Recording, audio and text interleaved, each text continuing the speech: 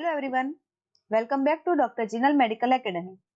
Typical thoracic vertebra के general features और attachment complete करने के बाद आज हम स्टार्ट करने जा रहे हैं एक बहुत ही important topic, atypical thoracic vertebra. तो सबसे पहले समझते हैं कि ये एटिपिकल थोरेसिक वर्टेब्रा आखिर होती क्या है।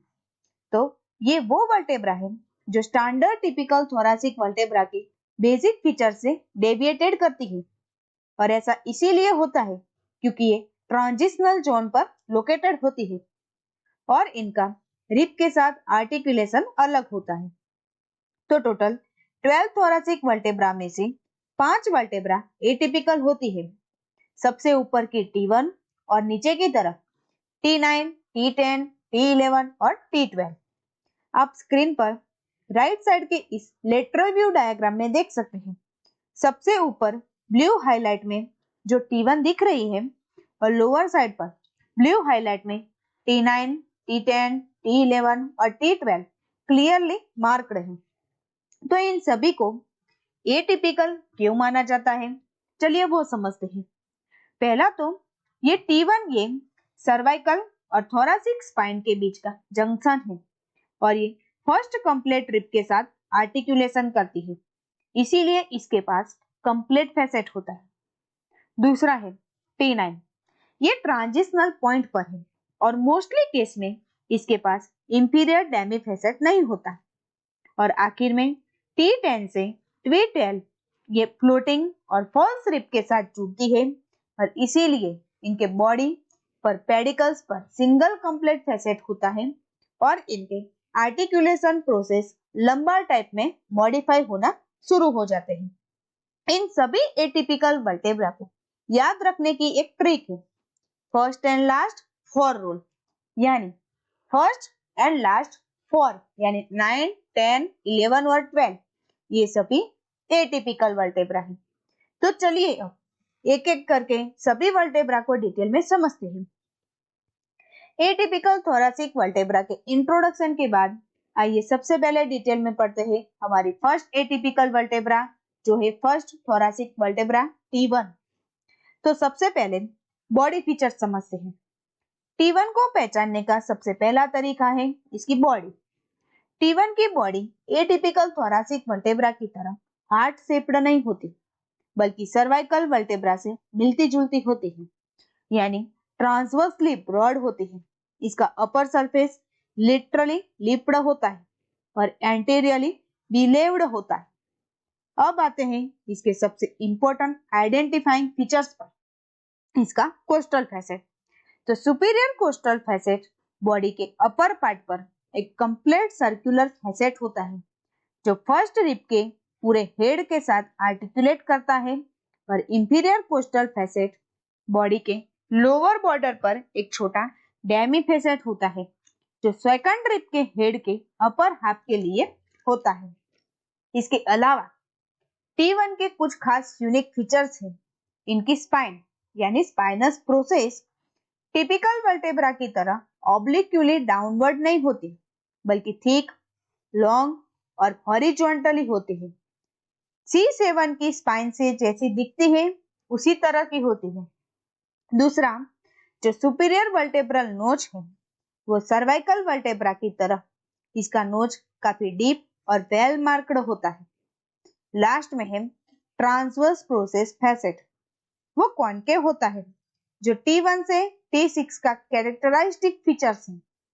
अब ये जो T1 फर्स्ट थोरेसिक वर्टेब्रा है इसके फैसेट को याद रखने की एक सिंपल ट्रिक है, first full on top half on bottom, यानी टॉप पर एक कंप्लीट सर्कुलर फैसेट और बॉटम पर हाफ डेमी फैसेट है। तो स्टूडेंट, T1 थोरेसिक फैमिली का सबसे पहला मेंबर है, लेकिन इसका चेहरा अपने ऊपर वाले पड़ोसी सर्वाइकल वर्टेब्रा को मिलता है, broad body plus horizontal spine. T1 को समझने के बाद अब समझते हैं अगली एटिपिकल वर्टेब्रा T9। तो देखने में T9 लगभग एक टिपिकल थोरेसिक वर्टेब्रा जैसे ही दिखती है। इसका हार्ट शेप्ड बॉडी और downward slanting spinous process typical features जैसे ही होते हैं, लेकिन फिर ये एटिपिकल क्यों है, चलिए समझते हैं। T9 को पहचानने का सबसे बड़ा आइडेंटिफिकेशन पॉइंट है इसकी बॉडी फैसेट। आप स्क्रीन पर इस ब्लू कलर के फैसेट देख सकते हैं। ये इसकी सुपीरियर कोस्टल डेमी फैसेट और इसके लोअर बॉर्डर पर यहाँ पर एक inferior coastal facet completely absent होता है। यानी T9 की बॉडी पर सिर्फ एक सुपीरियर डेमी फैसेट होता है जो 9th रिब के हेड के लिए होता है। इसके अलावा ट्रांसवर्स प्रोसेस पर मौजूद फैसेट फ्लैट होता है। डायग्राम में आप इसके सुपीरियर और इंफीरियर वर्टेब्रल नोच, आर्टिकुलर प्रोसेस और लंबी स्पाइनस प्रोसेस को क्लियरली देख सकते हैं। तो वाइवा में अगर कोई पूछे कि T9 एटिपिकल क्यों है, तो सिंगल लाइन आंसर है only superior Demi facet present, inferior Demi facet is absent. तो T9 को याद रखने की सिंपल ट्रिक है, T9 had no bottom facet, क्योंकि T9 के पास इंफीरियर डेमी फैसेट नहीं है। तो क्यों इंफीरियर डेमी फैसेट नहीं है, तो 10th रूट पूरी की पूरी T10 वर्टेब्रा पर जुड़ती है, इसीलिए बेचारे T9 को नीचे कोई 10th रिब के लिए फैसेट शेयर करने की जरूरत ही नहीं पड़ती। T9 को समझने के बाद अब हम आगे बढ़ते हैं हमारी तीसरी थोरासिक वर्टेब्रा जो है 10th थोरासिक वर्टेब्रा यानी T10। अपीयरेंस वाइज T10 भी टिपिकल थोरासिक वर्टेब्रा जैसी ही दिखती है, लेकिन इसका कोस्टल फैसेट इसको एटिपिकल बनाता है। अब आप ध्यान से इस इमेज को देखिए। बॉडी के अपर पार्ट पर आपको पिंक कलर में एक सिंगल कंप्लीट कोस्टल फैसेट दिख रहा है। ये डेमी फैसेट नहीं है, बल्कि एक कंप्लीट सर्कुलर फैसेट है जो बॉडी के साथ साथ रूट ऑफ द पेडिकल्स तक एक्सटेंड करता है। ये फैसेट 10th रिब के पूरे हेड के साथ अकेले आर्टिकुलेट करता है और ये जो इंफीरियर कोस्टल फैसेट है वो समझते हैं। तो T9 की तरह T10 पर भी inferior coastal facet completely absent होता है। इसके ट्रांसवर्स प्रोसेस पर अभी भी कोस्टल फैसेट प्रेजेंट होता है जो 10th रिब के ट्यूबरकल के साथ आर्टिकुलेट करता है। तो अगर एग्जाम में T10 को आइडेंटिफाई करना है तो सिर्फ दो चीजें देखने की, बॉडी पर सिंगल कंप्लीट फैसेट जो पेडिकल तक टच करता हो और ट्रांसवर्स प्रोसेस पर आर्टिकुलर फैसेट प्रेजेंट हो। इससे T10 आइडेंटिफाई हो जाती है।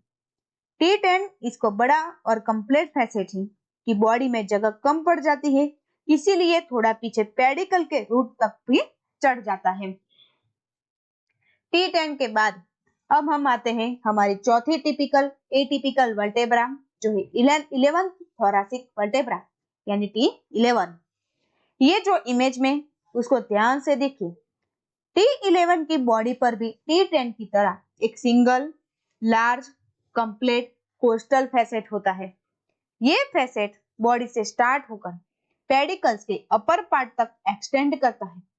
ये फैसेट 11th फ्लोटिंग रिब के हेड के साथ आर्टिकुलेट करता है। अब आते हैं उस फीचर पर जो T11 को T10 से अलग करता है। T11 का जो ट्रांसवर्स प्रोसेस है वो साइज में काफी छोटा होता है और सबसे इंपॉर्टेंट बात, इसके ट्रांसवर्स प्रोसेस पर कोस्टल फैसेट कंप्लीटली एब्सेंट होते हैं। तो ऐसा किस लिए होता है? तो स्टूडेंट, क्योंकि 11th रिब एक फ्लोटिंग रिब के जरिए एक ट्यूबरकल नहीं होता, इसीलिए ट्रांसवर्स प्रोसेस पर जुड़ते हैं कोई जरूरत ही नहीं होती। अगर वाइवा टेबल पर आपको ऐसी वर्टेब्रा मिल जाए जिसके बॉडी पर सिंगल कंप्लीट फैसेट हो और ट्रांसवर्स प्रोसेस पर फैसेट एब्सेंट हो, तो बिना किसी डाउट के वो T11 वर्टेब्रा है। तो 11th रिब आगे किसी से नहीं जुड़ती, इसीलिए पीछे ट्रांसवर्स प्रोसेस पर भी सीट बुक नहीं करती, यानी ट्रांसवर्स प्रोसेस फैसेट एब्सेंट होता है। T11 के बाद अब आते हैं हमारी आखिरी एटिपिकल वर्टेब्रा जो है 12th थोरासिक वर्टेब्रा यानी T12। T12 हमारी स्पाइन की सबसे बड़ी ट्रांजिशनल जंक्शन पर है। ये थोरैक्स रीजन को लंबार रीजन से जोड़ती है, इसीलिए इसकी बॉडी, पेडिकल्स, ट्रांसवर्स प्रोसेस और स्पाइनस प्रोसेस थोरैक्स से ज्यादा लंबार वर्टेब्रा से मिली जुली होती है। इसकी बॉडी किडनी शेप और हेल्दी होती है और स्पाइन थिक, ब्रॉड और हॉरिजॉन्टल होता है। अब ये जो इमेज में उसके पिंक कलर रीजन को देखिए, T12 पर भी एक सिंगल कंप्लीट फैसेट होता है जो T12 फॉर फ्लोटिंग ग्रिप्स के लिए होता है, लेकिन T11 के मुकाबले T12 का फैसेट बॉडी पर कम और लोअर पार्ट पर पेडिकल पर ज्यादा शिफ्ट हो जाता है। अब आते हैं T12 के सबसे यूनिक और एग्जामिनेशन फेवरेट फीचर्स पर, जो है इसकी ट्रांसवर्स प्रोसेस मॉडिफिकेशन और ट्रांजिशनल आर्टिकुलर प्रोसेस। अब इस इमेज को देखिए, T12 के transverse process standard transverse process जैसा नहीं होता।